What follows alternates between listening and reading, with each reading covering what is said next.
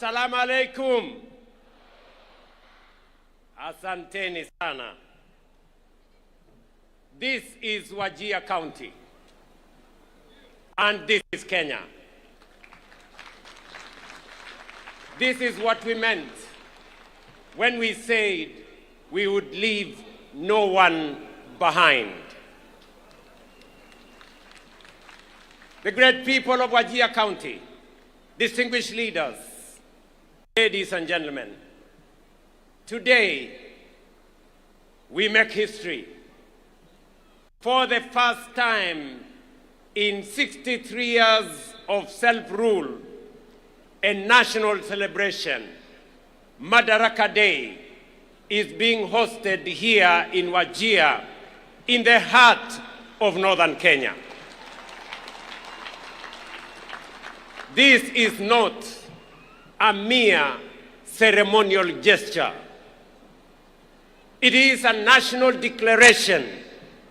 It is a moment of affirmation that Madaraka, our freedom, our dignity, our self-determination was never meant for some Kenyans and not for others. It was never meant for some regions and withheld from others. Madaraka belonged, still belongs, and will forever belong equally to every single Kenyan. Fellow citizens, on Madaraka Day in 1963, our freedom fighters did something consequential.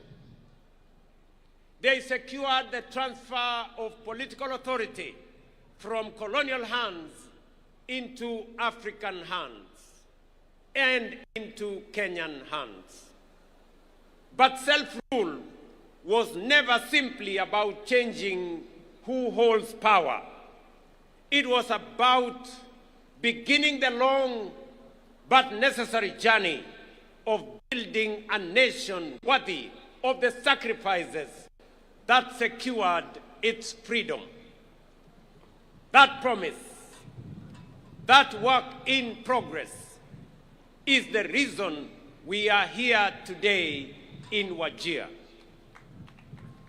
Decades after independence, this region was left behind through neglect, marginalization, discrimination, and policy failures. Sessional paper number 10 of 1965 entrenched a development paradigm that concentrated development in the so-called high potential areas. Vast regions like the former northern province were classified as marginal, as lesser, and as undeserving. The consequences, ladies and gentlemen, were devastating and long-lasting. Decades without adequate roads, without water, health, or schools. Communities pushed to the fringes of their own republic. Their patriotism questioned, their citizenship doubted, their aspirations undermined. For too long, some said this region was too difficult, too dry, too remote, and too insecure to deserve any development. That was wrong then. It is wrong now. It will forever remain wrong. But we are dismantling that legacy of exclusion. One road, one health facility, one school, one project, and one opportunity at a time. Fellow citizens, I want to tell you that on behalf of the people of Kenya, today, as I stand here, as president and leader of our great nation, to the people of Kenya, in northern Kenya, for this marginalization, I want to apologize on behalf of the nation of Kenya. Poleni sana ndugu zetu. It was never meant to be this way. And as my brother governor has said, this has been a very emotional moment for me.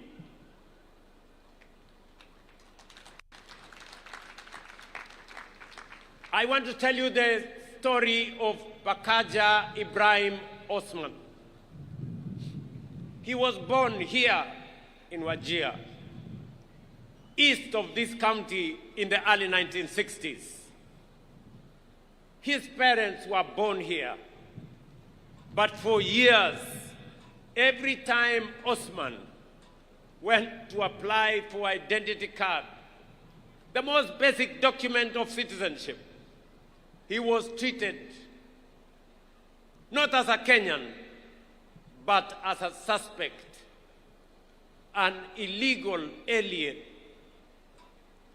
Every time he was asked for extra documents, subjected to additional vetting, and sent from office to office, year after year. Osman was not alone. For more than 6 decades, this was the lived experience of hundreds of thousands of Kenyans in northern Kenya. Citizens were forced to prove they belong through a system built on suspicion, ethnic profiling, and bureaucratic humiliation. How could Osman and countless others like him be expected to pursue their dreams and build their future? The Constitution of Kenya says clearly, every Kenyan, regardless of their ethnicity, religion, or geography, deserves equal protection, equal dignity, and equal treatment under the law. That is why in February 2025, right here at Orahes grounds in Wajir town, I signed the Presidential Declaration on Registration and Issuance of IDs and birth certificates in northern Kenya and other counties, ending that system of discrimination. The results, ladies and gentlemen, are already being felt. Citizens like Abdirahman Ali Osman and Mariam Isaac Mohammed, both born in 2007 here in Wajir County, were among thousands of young Kenyans who turned 18 last year and walked away with their national identity cards. No hurdles, no extra documentation, no discrimination, no humiliation, just their rightful documents in their hands on time. That is how it should work. That is how it must work.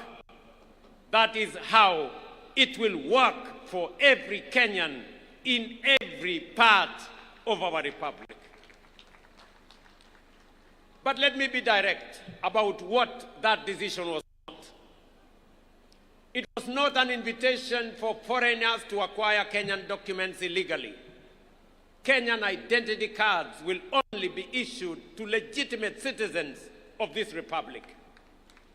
Our commitment to justice and inclusion goes hand in hand with our duty to protect the integrity of our national identity and the security of our country. We did not abolish verification of citizenship. We abolished discrimination. We abolished the targeting of entire communities simply because of their ethnicity or place of birth. A strong nation does not choose between security and justice. A strong nation protects both. That is exactly what we are doing. Today, people like Osman and Mariam no longer feel like strangers in their own country. They feel seen and heard. They feel recognized. They matter and they belong.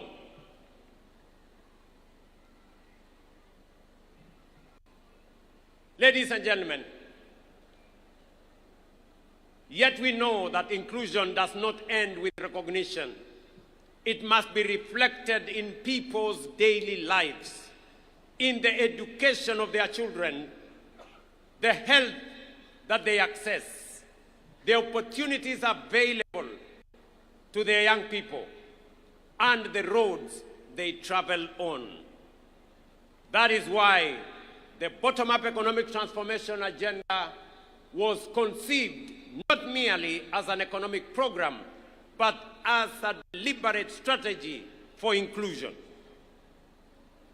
This administration, my administration, has deliberately invested in northern Kenya and historically marginalized regions of our republic.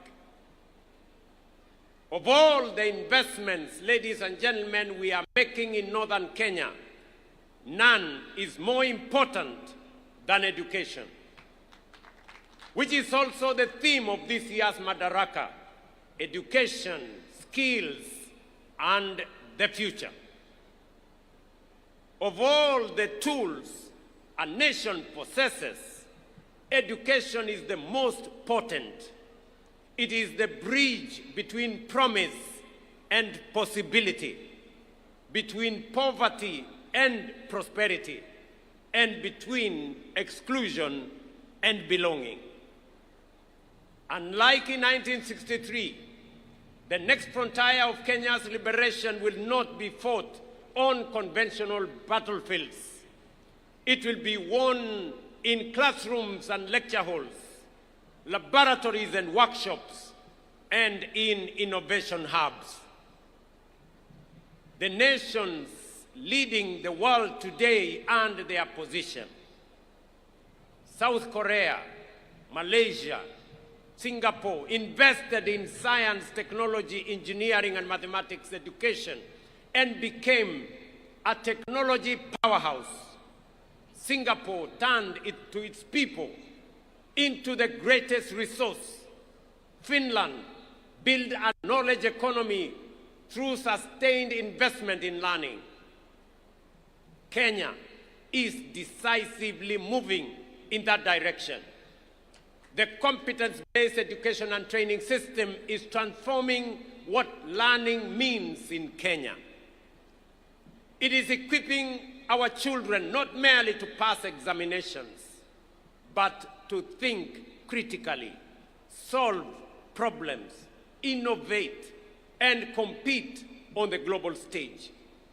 It is designed around a simple but powerful belief that every child has unique abilities and talents worth discovering, nurturing, and unleashing. What particularly encourages me is that 52% of learners in the first ever grade 10 cohort have chosen the STEM pathway. This tells us that a new generation is rising, one that will drive Kenya and Kenya's industrial transformation, power our technological advancement, and build the innovation economy that will define our nation's next chapter. That is why this administration has made education not just a priority, but the foundation of our future. No nation can rise above the knowledge, the capabilities, and the skills of its citizens. Our education budget has grown from 500 billion in 2022 to over 702 billion today. We have hired more than 100,000 teachers in just 3 years, with 20,000 more set to be hired this year, making it one of the most ambitious teacher recruitment drives in our nation's history. Most importantly, and as a source of pride for the people and leaders of Northern Kenya, 3 years ago, we agreed that the lasting solution to teacher shortages in this region was to train more local teachers. That is why we operationalized the Wajir and Kutulo and Mandera Teachers Training Colleges to complement Garissa Teachers Training College. Today, through this affirmative action program, a record 1,800 local teachers from the 3 counties of Wajir, Mandera, and Garissa have been employed and will be deployed in the region. Additionally, 4,616 young people from this region are enrolled in teacher training colleges, the highest number in our history. This is how lasting solutions are built, by investing in people. On infrastructure, we have built 23,000 classrooms and a further 1,000 laboratories are under construction, many of them in ASAL regions that have waited for too long for modern learning facilities. At the same time, more than 850,000 young Kenyans are enrolled in our technical, vocational education colleges, acquiring the skills, the tools, and the confidence needed to build this nation with their hands from the bottom up. Here in Wajir and across northern Kenya, our commitment is this: no child will be denied the opportunity to learn because of geography or historical neglect. School feeding programs are already supporting 2.4 million learners in arid and semi-arid regions. While we continue to deploy teachers, build infrastructure, and expand digital connectivity across this region. Yet, some children in northern Kenya and other marginalized regions remain outside the formal education system because of certain alternative learning pathways that have not been adequately recognized or accommodated within our education framework. This challenge is particularly evident in the absence of a clear framework to recognize and integrate Tuksi, Madrasa, and the program for pastoral instructions into the national education system. Today, I direct the Cabinet Secretary for Education to engage all relevant stakeholders and take the necessary measures under the Basic Education Act to consult widely and recommend appropriate measures for the formal integration of the same. This will ensure that every child, regardless of background or circumstance, has a recognized pathway into learning, skills, and opportunity. Every child deserves a door into learning. It is our duty to open every door. Yet, operating and opening the door for opportunity is only part of the journey. Inclusion must also mean access to quality healthcare, dignity, and well-being for every citizen. Today, of the 31.5 million Kenyans registered with the Social Health Authority, about 800,000 are residents of Wajir, Garissa, and Madaraka counties, representing one of the most significant expansions of healthcare inclusion since independence. To date, SHA has paid 8.1 billion Kenya shillings in claims for services provided in these 3 counties, demonstrating the transformative impact of this reform on access to quality healthcare. Beyond healthcare, ladies and gentlemen, inclusion must translate into opportunity for our young people. Already, more than 2,500 youth across all 30 counties of Wajir County have benefited from the Nyota program through business support, capital, training, and mentorship. Across Wajir, Garissa, and Madaraka counties, more than 7,200 young people are beneficiaries.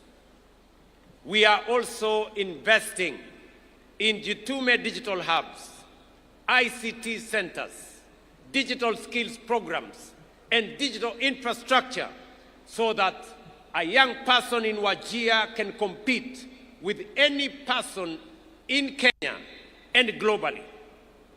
Through the labor mobility program, we are opening pathways to jobs, skills, and international experience. Our message to the young people of Northern Kenya is simple.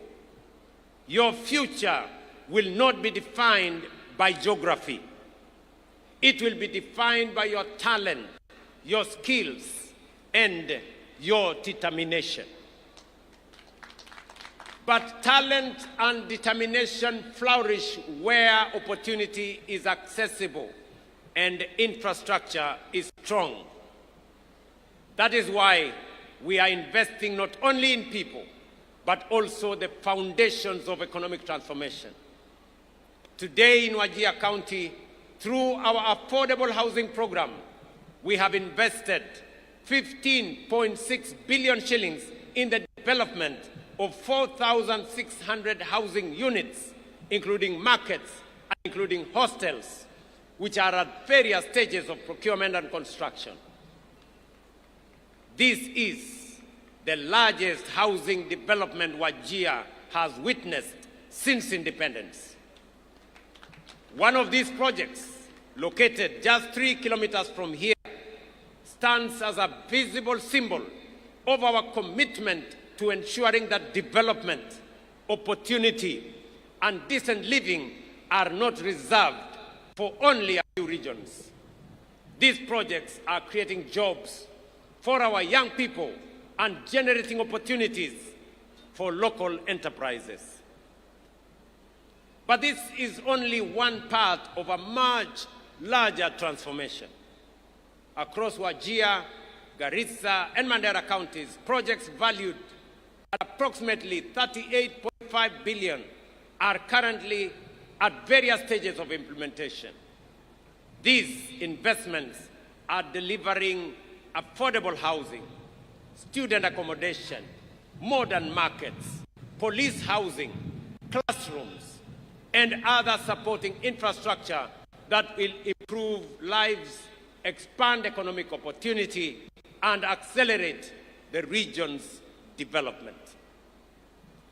Alongside housing and other social investments, we are investing in the infrastructure that connects communities to opportunity. That is why connectivity remains central to Northern Kenya's transformation. For decades, distance was used to justify exclusion. Today, we are defeating distance. With a 750-kilometer Northern Kenya Gateway Corridor linking Isiolo, Wajir, and Mandera, we are undertaking the the most significant and consequential road investment in this region since independence, and connecting communities that were once isolated from markets, from investment, from development, essential services, and economic opportunity. This investment of road, this single road, is going to cost the government of Kenya close to 100 billion Kenya shillings. Si munajua ile barabara ya kutoka Isiolo, ile inakuja Modokashi, inateremuka inaenda Samata, inakuja mpaka hapa Wajir, alafu inatembea hapa Tarbaj, iende Kotulo, iende Kobo, iende Elwak, Gare, alafu ifike kule Mandera. Yes. Na pia ile barabara inatoka kule Lamu kuja Karisa, iende kula Mawe na kuungana na hii barabara pale Isiolo. Ladies and gentlemen, this is more than a road project. It is a bridge between exclusion and opportunity, between neglect and investment, and between the Kenya that was and the Kenya that we are building together.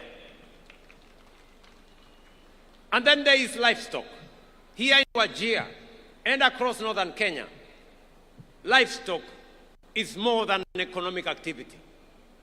It pays school fees, feeds families, creates jobs, drives trade, and in difficult times, sustains entire communities.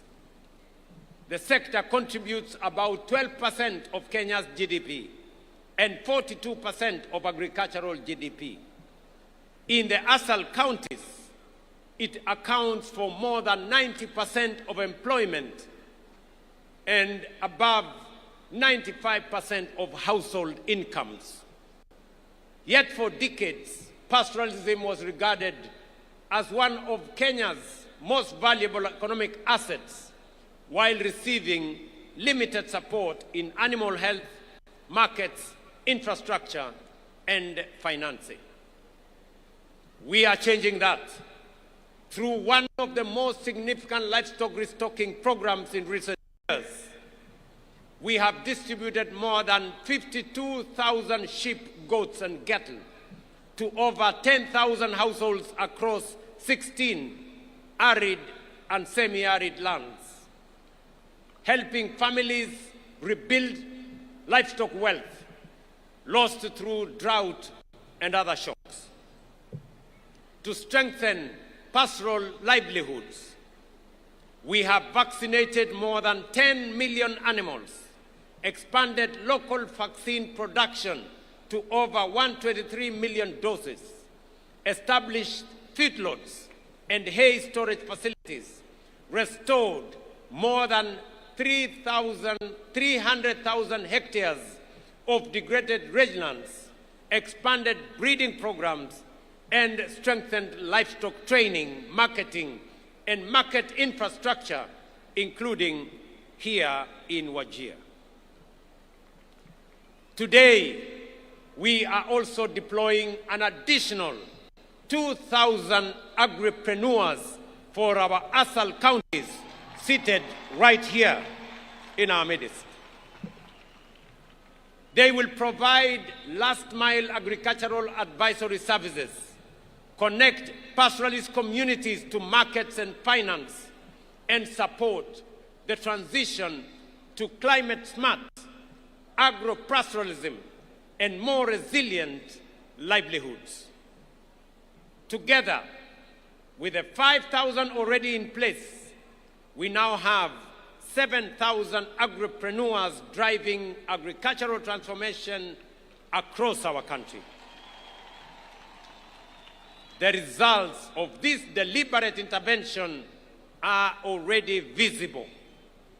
Meat exports have increased by 84% from Kenya shillings 8.9 billion in 2022 to Kenya shillings 16.4 billion in 2025. Milk production has increased from 4.6 billion liters to 5.3 billion liters, while dairy exports have grown from 4.9 billion Kenya shillings to 14.2 billion Kenya shillings. These gains are translating into higher income for livestock and pastoral communities, stronger markets for producers, and greater confidence in the future of pastoral economy. But this is only the beginning. Just as crop farmers receive deliberate government support, pastoralists too deserve support for the assets upon which their livelihoods depend, because livestock is agriculture and pastoralists are farmers. That is why we will expand livestock support program through a new phase of strategic restocking, enhanced vaccination campaigns, improved feeding programs, drought-resilient interventions, and additional feedlots. Our vision, however, goes beyond production. Just as tea farmers own their factories through KTDA and dairy farmers own their cooperatives, pastoralists too must own and control the businesses built around their livestock. That is why we are establishing a Kenya shillings 5 billion county livestock investment company initiative to support more than 350,000 pastoralists across 21 ASAL counties to form and own livestock investment companies. Through these enterprises, they will gain access to markets, gain access to finance and insurance, and value add their produce. In phase one, the initiative will improve the livelihoods of more than 2 million household members. I have directed the Ministry of Agriculture and Livestock Development, in partnership with county governments, to begin immediate registration of these companies across all the 21 ASAL counties. We will also operationalize the Livestock Enterprise Development Fund, establish a national strategic fodder reserve, strengthen pastoral cooperatives, fully roll out the animal identification and traceability system, and invest in the infrastructure needed to unlock premium export markets across Africa, the Middle East, and beyond. We must move beyond live animals exports to higher value products such as meat, leather, and dairy. For long, many looked at livestock and saw subsistence. We look at livestock and see enterprise. We see exports. We see jobs. We see wealth. And we see northern Kenya becoming the gateway of Africa's livestock trade to the Middle East and to the world. This, ladies and gentlemen, is what inclusion looks like. This is what dignity looks like. And this is what we meant when we said we would leave no one behind. Ladies and gentlemen, fellow citizens, as we look to the future, we must also ask ourselves a bigger question. What will define the next chapter of Kenya's journey? For 63 years, we have worked to expand freedom, deepen inclusion, and strengthen our democracy. Today, our focus is equally clear: to transform Kenya into a prosperous, productive, and globally competitive nation. That is the roadmap before us. A Kenya that will feed itself and export surplus to the world. A Kenya that manufactures more of what it consumes. A Kenya that creates jobs and opportunities for its young people. And a Kenya that competes confidently in the regional and global economy. Northern Kenya is not peripheral to that vision. It is central to it. For too long, Northern Kenya was viewed through the lens of scarcity. Today, we recognize its immense potential in renewable energy, livestock production, irrigated agriculture, trade, logistics, and regional commerce. And Turkana oil frontiers, Northern Kenya serves as a gateway to regional and global markets. Its people possess the resilience, the enterprise, and the determination that have sustained communities through some of the most challenging conditions anywhere that is imaginable. The future of Kenya's growth lies in unlocking the full potential of every part of our republic. That is why we are investing deliberately in Northern Kenya. Fellow citizens, if we are to unlock that potential, one resource will be fundamental: water. Water means irrigation. Water means food production, industry, resilience, and opportunity. That is why my administration has set the ambition to build 50 mega dams across the country, 200 medium and small dams, and thousands of micro dams.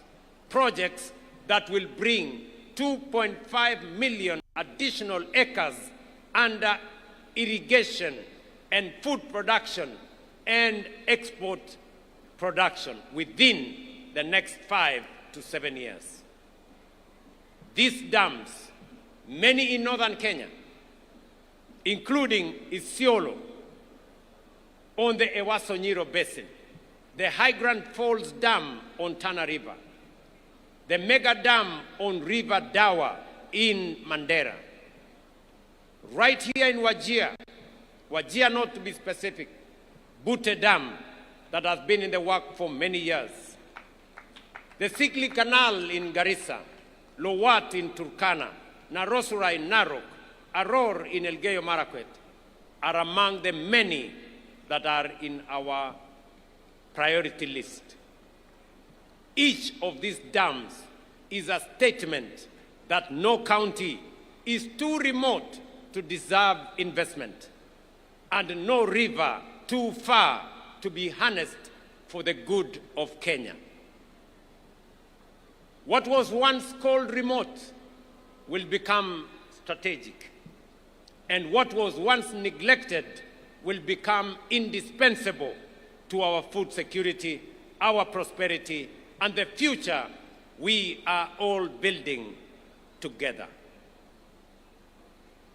Fellow citizens, 63 years ago, our founding generation secured political freedom. Our responsibility is to ensure that every Kenyan experiences the full promise of that freedom. Freedom from exclusion, from neglect, from discrimination, and freedom to learn, work, and build a better future for ourselves and for our families. For decades, some parts of our country were told they were too distant, they were too dry, too difficult, or too marginal to matter. Today, from Wajir, Kenya rejects that thinking. We affirm that no community is peripheral to our national story. No child is too far away to deserve opportunity, and no citizen is too distant to deserve dignity, and no county is too remote to deserve development.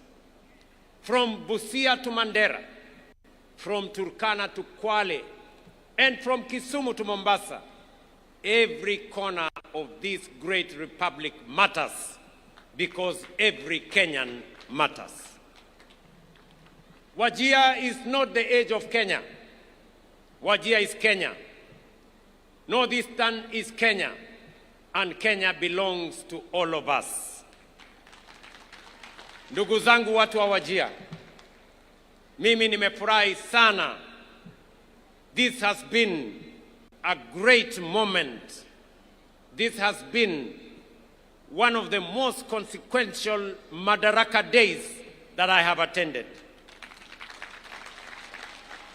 Na mimi nawaambia watu wa Wajir, watu wa Northern Kenya, yale yalifanyika pale nyuma hayatafanyika tena. Tutatembea pamoja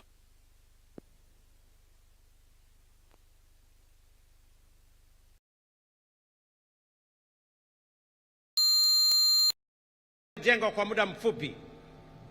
Mimi nitahakikisha kwamba imekamilika na imekuwa kiwango ya kimataifa. Na baada ya kukamilisha uwanja huu vile mumeuliza, na mimi nakubaliana na nyinyi 100% kwamba huu uwanja uitwe Ahmed Khalif Wajir Stadium.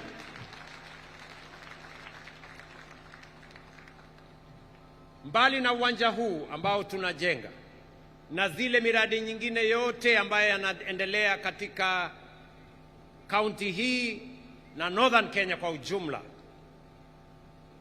airport yetu hapa, wananchi wa hapa Wajir muliniuliza ya kwamba uwanja huu tuwe na entry mbili, ile ya wanajeshi wetu na pia tuweke terminal building ya wananchi ama a civilian terminal building. I want to confirm to you that we have provided the necessary resources. We have done the necessary preparation